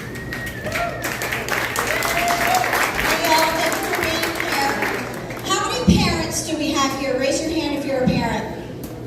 Raise your hand if you're a grandparent. Raise your hand if you have no children or grandchildren, but you live here in Indian River County and you're a taxpayer. That's pretty much everybody. So, my name's Jennifer Pippin. I'm the chairman for Moms for Liberty. I'm the vice president of the Professional Republican Women and Mothers. I'm one of the co-founders for We the People of Indian River County, and I'm a proud rec member. I'm also a member of 11 other grassroots groups here in Indian River County. Education has been my passion the past couple of years, but not on the teacher standpoint. Advocating for children and parental rights has been what we've been doing for the past 2 years. So I was one of those moms. I have a 13-year-old boy and a 16-year-old girl, both in public school. And in March of 2020, when everything happened with COVID, I couldn't tell you who a city commissioner was, the county commissioner was, the school board was. I couldn't tell you if you gave me $1 million where those buildings were where they were. We started fighting because of the mask mandates. And it just went on from there. And I knew we were in trouble. So I'm a nurse. I work in the operating room. I also own my own small business. And Moms for Liberty, we're a 501c4. That's my full-time job that I don't get paid for, that I love pretty much more than anything. And I'm sure a lot of people have heard. It actually started here in Indian River County and Brevard, and it was only supposed to be in Florida. 67 chapters was our goal. Well, as soon as we started, it went national. And it started right here in Indian River County. Thank you. So, a year and a half ago, when I was asked to, start with Moms for Liberty, I said, yes, we need help. We need help on how to advocate correctly for our children and our parental rights. And since then, we were fighting, the COVID protocols. We had doctors coming in, we had nurses coming in and saying, listen, masks don't work. Social distancing doesn't work. There are still children wearing masks today, and it is hurting them so bad. Hurting them so bad. And so many elected officials who don't have health experience, like so many people did, said, listen, this is a problem. This is a problem. There's pornography in our schools, in the libraries. And as much as people want to deny it or say that these books are not real or these books are not in the libraries, I got a stack of about 16 out of the 159 that we've found in our school district here in Indian River County. We have a Google Drive link. If you don't believe me, you can look it up. It's public. We have nothing to hide. There's CRT books in there. One of the books right now on the shelves for children in elementary school is Anti-Racist Baby. In our middle and high schools, Black Friend, How to Be a Better White Person. Our children deserve better than that. And if they want to call me the leader of the local fringe group with 32963 Bureau News Comics, or they want to say that we are racist because we don't want CRT in our schools and need to know how to be a better white person to the black people, they're wrong. And we're not going anywhere. We're not going anywhere. The children only have us as their voice. We have to do this for the children. So if you want to join us, momsforliberty.org. We have our own Facebook page, private, public, and an email campaign and everything that we're doing. We want to partner with the school district, but we do not co-parent with the government. We do not co-parent with the government. So many good things happen in Indian River County. Aaron Grawl championed the Parental Bill of Rights. How sad does that have to say out loud? We have to have a law that says that we have the right to the upgrading, the fundamental right for the education and medical care for our children. How sad is that we have to say that out loud and have a law? How sad is it that Governor DeSantis signed into law the parental education bill that says that you don't talk about gender and sex to ages 5 to 9? But we did it. We did it here in Florida. They don't have that in other states. They don't have that in so many places that it needs to be for all children. So what can you do? Go to your school board meetings. Find out who your elected officials are or could be. Look at their voting record. Look what they stand for. There's a lot of lies circulating around.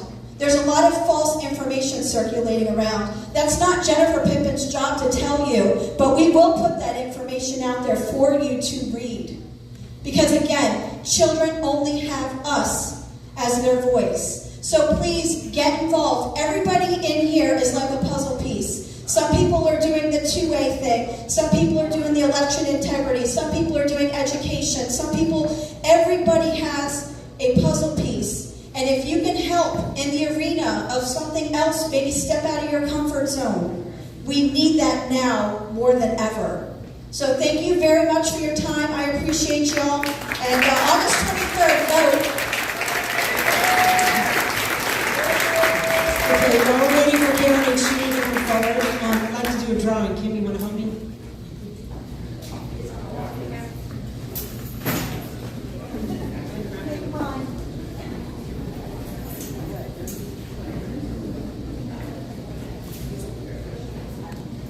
Sean? Where is she? Where is she? Okay. She's got a hat. Sean, where is she? She just was right. Okay. He said, There? yeah, he said, come here. Okay, here, grab another one. Got 2 hats to give away.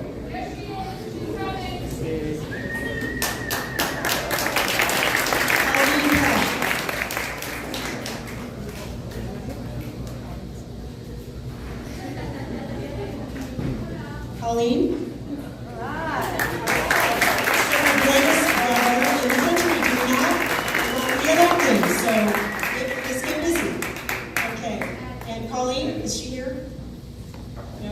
Okay, let's get another one. She's outside? Okay. Okay. Yeah, that's it. Okay. So Karen and you want to give this to her? All right, Karen and Shuna, you're up next, talking about canvassing. So anybody who has extra time on your hands, please sign up with Karen or Shuna.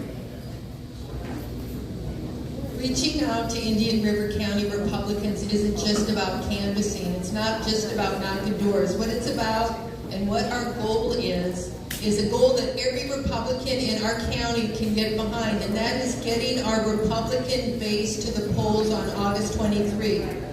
And in my way of doing things, I'm the field organizer for Indian River County. Shuna and I are the precinct co-chairs for the REC. one of the things that you can do is on these cards that we have here in the red, it tells you how to get a mail-in ballot. Everybody here who knows anybody who is a registered Florida voter that is a snowbird that's not here, call them up. Say, hey, hello, thinking about you. Are you registered? Are you getting your absentee ballot? I believe the absentee ballots are going out this weekend. But the deadline to request one is August 13th by 5 p.m. So I give all of you a job, and that is to make at least 5 phone calls to people you know who are out of state, who are registered Florida voters, and get their vote here. Vote for who you want, but get their vote here. Now, one of the other things we do is we knock doors, and we need young legs, okay? I have a lot of older people than me who knock doors, and they are amazing. We go out there, it is hot, and we're sweaty and drippy, but we knock doors 3 times a week. How many doors in Bear River County knock every week? Oh, Shuna wants to know how many doors we knock every week. My team, okay, we do about 1,000 doors a week. We do Saturday mornings, we do Tuesday evenings, we do Thursday evenings, sometimes Tuesday mornings. And they go out in this heat and they knock doors. And we leave these cards. And we have packets of information we leave on the door handles. And we need help. I have trainings on Tuesdays at 7 p.m. and Fridays at 11 a.m. So if you work, you can come in the evening. If you're retired, you can come in the afternoon. Because not only do we knock doors, we make phone calls. You can do it from home in your easy chair with your feet up in the air conditioning. So there's things for everybody to do. That's all I have to say. I want to say is Indian River, we want to keep Indian River red. So you are not Republican REC member yet, come to REC headquarters. And we have a meeting, next meeting is August 10th. So we need everybody come to here in August 10th. If you want to involve more in this same location, 6:30 p.m. and REC members, if you really want to involve. Thank you.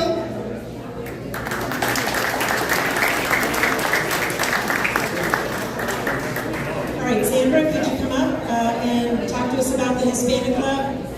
And you've got 2 books to give out, so we're going to draw names for these 2 books when Sandra's done. Hi everyone, my name is Sandra Rivera and I'm the president of the Hispanic Republicans. We're not Latinx, okay? We're not Latinx, and we do not eat tacos for breakfast. Okay, we have our meetings every 3rd Wednesday of the month at the River House, and we need to grow our base. So if anybody in here is a Hispanic that would like to join our club, you're more than welcome. We need to grow our base. We got to get into our communities and bring the Hispanics over, because Biden, as of yesterday's speech that his wife made, I think they're 13% of the Hispanic community is approving of his vote. So I would love you guys to come and join the club. We have membership applications. If anybody wants to join the memberships, we're going out knocking on doors and just reaching out into the community. As you see, we're winning elections. Maria Flores, the first congresswoman in Texas. Mexican March, they flipped that county 150 years. They flipped it red. So everyone is welcome to the Hispanic Republican. I have the brochure there. Thank you. Okay, so last but not least, we have Bob White here. What an honor it is to have him. He's grown Republican Liberty Caucus of Florida from, I think, 4. I'm going to let him tell you about it, but he is the chairman of the Florida Republican Liberty Caucus. It's a grassroots group that's doing wonderful things. So thank you, Bob, for being here. Okay, so we have for Delva here. What are the odds? This is Chris Rennington, or Sheree. Oh, Sherry Pennington. Was she here? Sherry Pennington.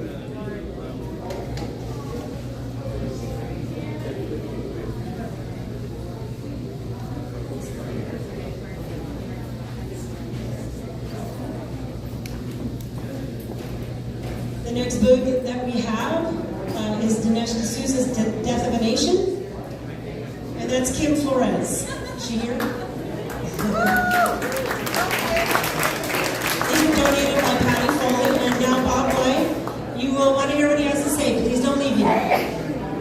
All right, thank you very much, Lamar. I appreciate that. It's great to be with you guys in Indian River County. As Lamar said, my name is Bob White, and I am the chairman of the Republican Liberty Caucus in Florida. I also chair our local chapter right up the road here in Brevard County. Lamar happens to be the chairman of our chapter here in Indian River County. So I've made a lot of friends in Indian River County since Lamar started this chapter down here, the Bedford, for instance, Dee and Shuna and others. So it really is great to be with you. Let me tell you a couple of quick things about the Republican Liberty Caucus that are very important. We are not a Republican club. Okay, we are not officially connected to the Republican Party. We're not authorized by them. They don't sanction us. We've been around since 1991. So we're able to operate independently of the Republican Party, but also within the Republican Party whenever we possibly can. Not being officially sanctioned by or connected to the party means that we get to do a lot of things that typical Republican clubs don't do. For instance, we endorse in primaries. Okay, so if you've ever wanted to be a part of an organization that actually takes a position in the primaries and is willing to get out there and support one Republican over another, then we're your organization. We're who you want to come and affiliate yourselves with.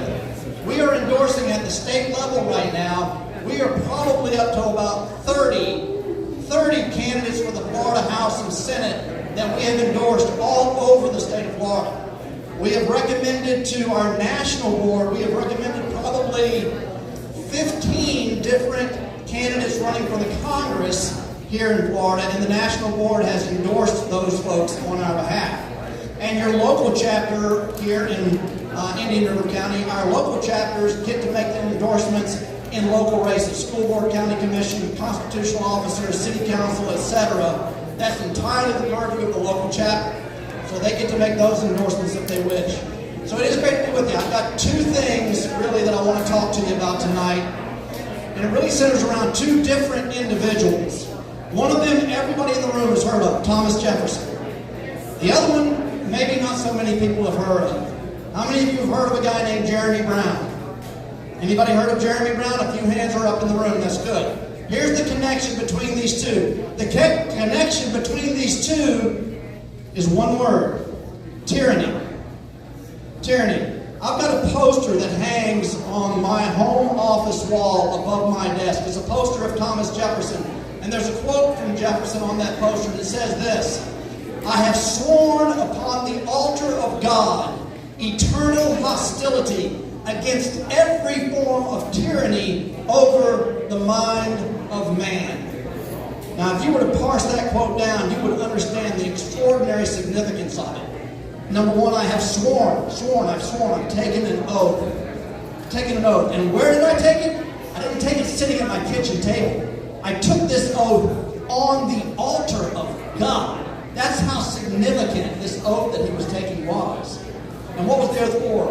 Against every form of tyranny. Not some forms of tyranny. Every form of tyranny over what? The mind of man. What we think, what we believe, what we feel are entirely ours. And anytime a government comes in and steps in and tries to restrict those things, then that is tyranny. That is tyranny. Now here's the connection of tyranny to Jeremy Brown. Everybody's familiar with J6, right? You all know what happened on January 6th. Before January 6th ever happened, you see, Jeremy Brown is a bona fide war hero. 20 years in the Green Berets, multiple combat tours of duty around the world, 2 Bronze Stars among the other many medals of valor that he has won in that 20-year span of his. Before J6, believe it or not, the FBI came to Jeremy Brown and tried to recruit him to become a confidential informant against his fellow citizens. He told them, no, I'm not doing it. I will not spy. I have spent my career defending my fellow citizens. I'm not going to, at this point in my life, become a spy against them. So he did go to, he was in Washington on January the 6th. He never went in the Capitol building. Never went in the Capitol building. But the FBI had their eye on him because he had turned them down when they found out that he had been at Washington during January 6th. He is one of those people that is being held in jail, okay, with no opportunity for bail.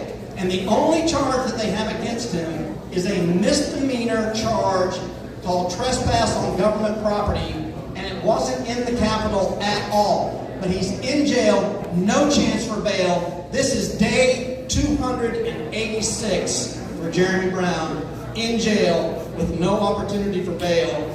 That, ladies and gentlemen, is tyranny of the worst kind.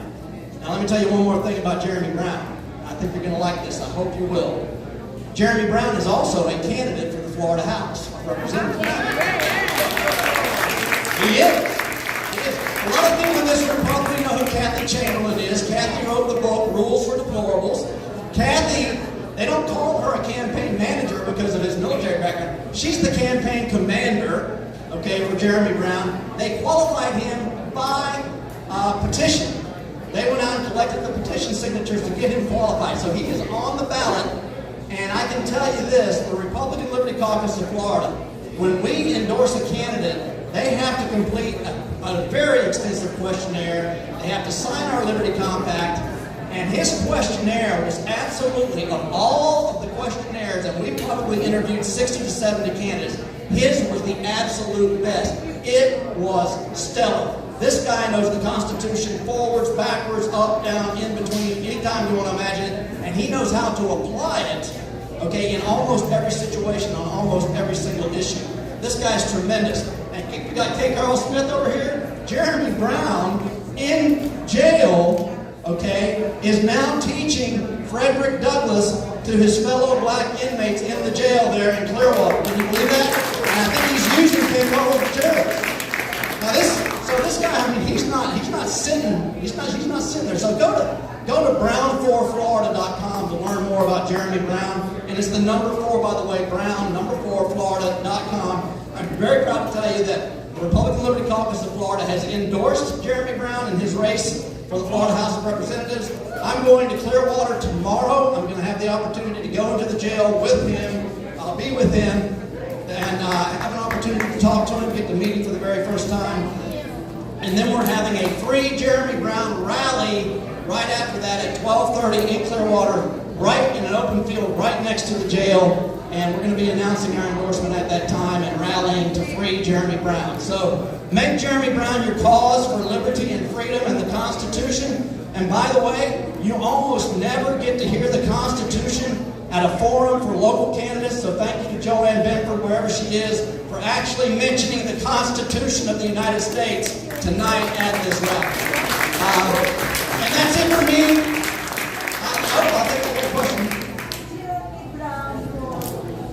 He's running for the Florida House of Representatives. District 62.